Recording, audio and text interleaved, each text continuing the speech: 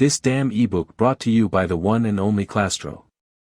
Note, this novel based on fictional events created by the author himself, no characters or places mentioned in it were real. Disappointing role model.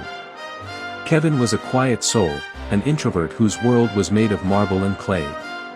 Every statue he sculpted seemed to hold a piece of his heart, delicate, expressive, and filled with emotion that words could never express.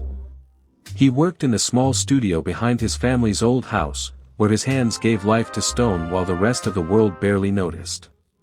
The only person who did notice was his older brother, Zozie, loud, confident, charming, and everything Kevin wasn't.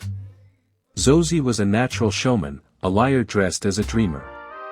He bragged in cafes, clubs, and to every girl he dated about his talent as a world-class artist and entrepreneur. The truth was cruel, every sculpture he showed off belonged to Kevin. "Don't worry, little bro," Zozie would grin. "When I make it big, you'll be right there beside me." Kevin believed him.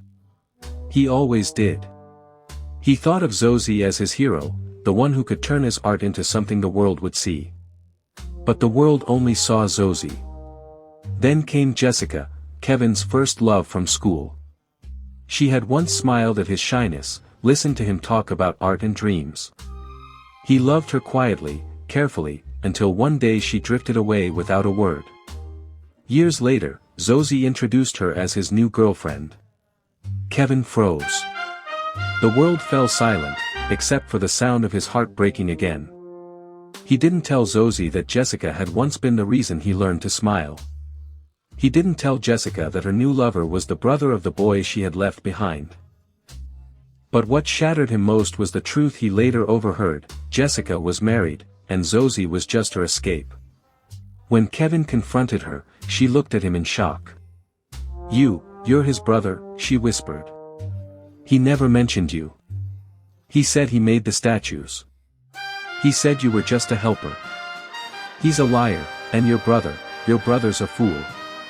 Her words tore through him. Years of silence, loyalty, and trust turned to ash. That night, in a storm of rage and sorrow, Kevin snapped. Jessica's screams were short. The statues watched as their maker fell apart, blood and marble blending under his trembling hands. Moments later, the door creaked open. Zozie stepped in, laughing about another lie he had told that night, until he saw her body. And then he saw Kevin, holding the sculptor's hammer. There were no words. Just the sound of one final swing.